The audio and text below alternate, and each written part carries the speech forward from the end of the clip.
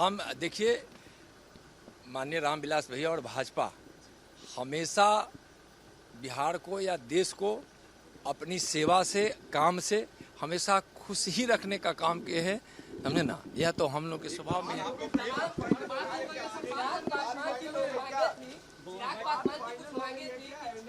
चलो भाई, बात जो है ना, हम लोग की बिगड़ी कब थी से बनने की बात है दोबारा। चलिए, केंद्र में मंत्री बना रहे हैं, चिराग जी को केंद्र में मंत्री बना रहे हैं, सब लोग मिलके केंद्र में मंत्री बना रहे हैं चिराग जी को। नित्यानंद जी, एक सवाल और है। आप लोग मिल रहे हैं, विपक्षी गठबंधन टूटती जा रही है, विवाद सर सामने आते जा रहा है। सर आप लोग मिलते जा रहे हैं, अशोक चौधरी हो या आरजेडी के एमएलसी, विवाद बहुत बढ़ गया है। बहुत बहुत धन्यवाद।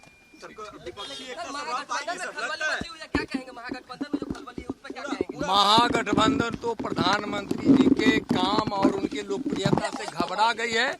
और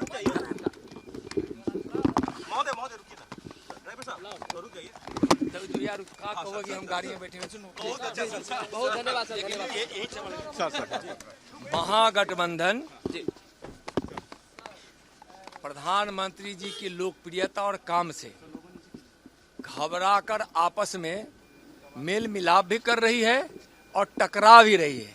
एक सर महागठबंधन का दूसरे सर से इस तरह से टकरा रही है कि आप देख रहे होंगे।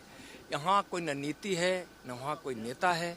नीति, नेता, सेवा, काम, विकास, देश के प्रति दायित्व माननीय प्रधानमंत्री जी से उन लोगों को सीखना चाहिए।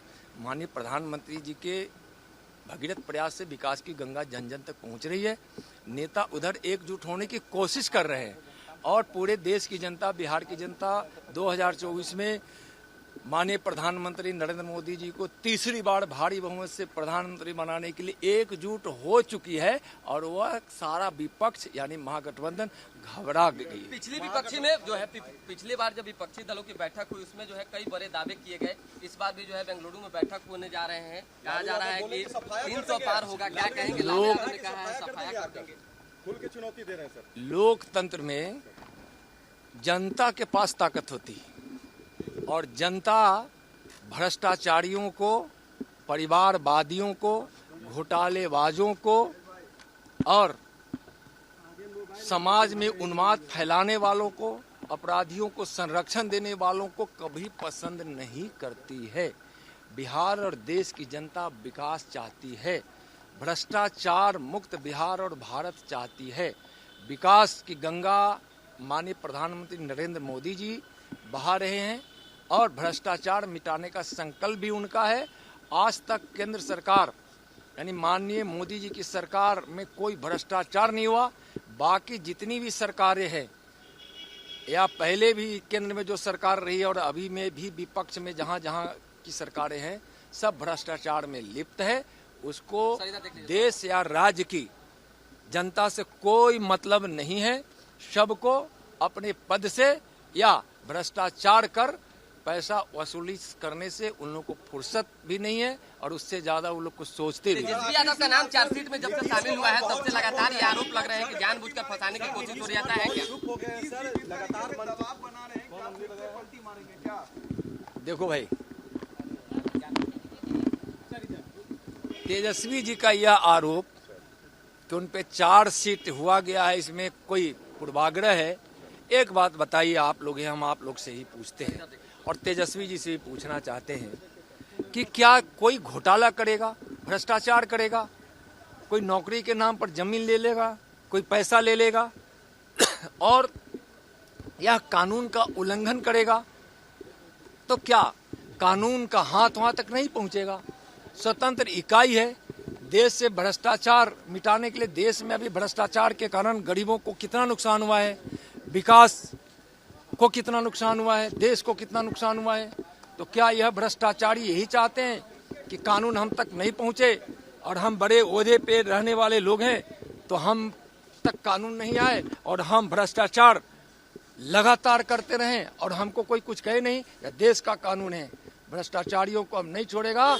हमारे प्रधानमंत्री जी का संकल्प है विकास में सबसे बड़ी बाधा और लोकतंत्र को सबसे ज्यादा नुकसान पहुंचाने में भ्रष्टाचार है और भ्रष्टाचारी हैं, इसलिए कानून तक पहुंच रहा है। तो इसमें आश्चर्य की क्या बात है? की बात नीतीश कुमार कहते थे, इस्तीफा जो मांगने की बात हो रही है, इस बार लगता है कि वो मांगेंगे। अब ये 10 महीने हो गए, अभी आंकड़ा मैं आपको लगभग बता रहा हूं, चूंकि वह आंकड़ा मेरे पास नहीं है, ऊपर नीचे थोड़ा हो सकता है, लेकिन यह लगभग 2,500 लगभग 2,500 के आसपास हत्या और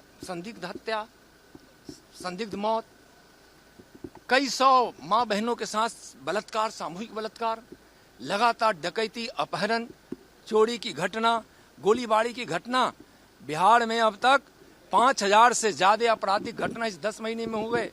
लोग भयभीत हैं, बच्चे स्कूल में जाने से भय खा रहे हैं। आज शाम के बाद कोई निकलना नहीं चाहता है, अपराधी खुलेआम घूम रहे हैं।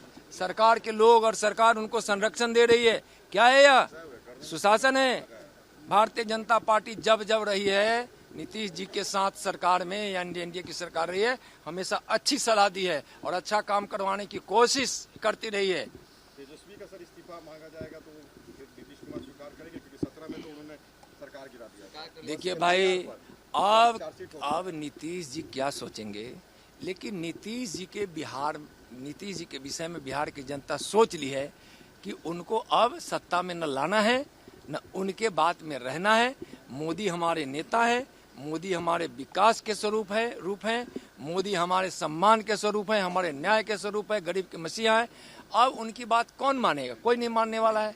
और जहाँ इस्तीफा देने की बात है, तो आज छात्रों के साथ, शिक्षकों के साथ कितना अन्याय हो रहा है। आज 20 लाख की नौकरी कहाँ गई? 10 लाख तेजस्वी जी पहली कलम से दे रहे थे और नीतीश जी भी दे रहे थे। एनडीए की सरकार रहती तो अब वादा हम लोग अब तक पूरा कर लिए रहते। तो 20 लाख की नौकरी कहाँ गई? उनको तो इस्तीफा देना चाहिए और इस्तीफा ही नहीं देना चाहिए, उनको तो राजनीति से बिल्कुल दूर हो जाना चाहिए, इसलिए कि उनसे बिहार संभल नहीं रहा है। शिक्षक पे लाठीचार्ज, छात्रों पे लाठीचार्ज, लोगों पर लाठीचार्ज, अपराधियों द्वारा गोलियों की बौछार, भय का वातावरण, बिहार से पलायन, बढ़ती हुई बेरोजगारी। ऐसी कोई सरकार होती है क्या? बहरी और गूंगी सरकार है। सर एक अंतिम सवाल है, चिराग जी एनडीए में आने से कितना मजबूत हो जाएंगे? नीतीश कुमार की एंट्री तो नहीं ना अब बीजेपी में, ये माना जाए नीतीश कुमार की। अरे भाई, चिराग जी हमारे मजबूत नेता है, चिराग जी मजबूत नेता है, इसमें कहाँ दो मत है। चिराग जी मजबूत नेता है हमारे, और अच्छे मजबूत नेता है। इनके पिताजी ने एक सुलझी हुई राजनीति की है, वह विरासत इनको मिली हुई है। चिराग जी हमारे मजबूत नेता है।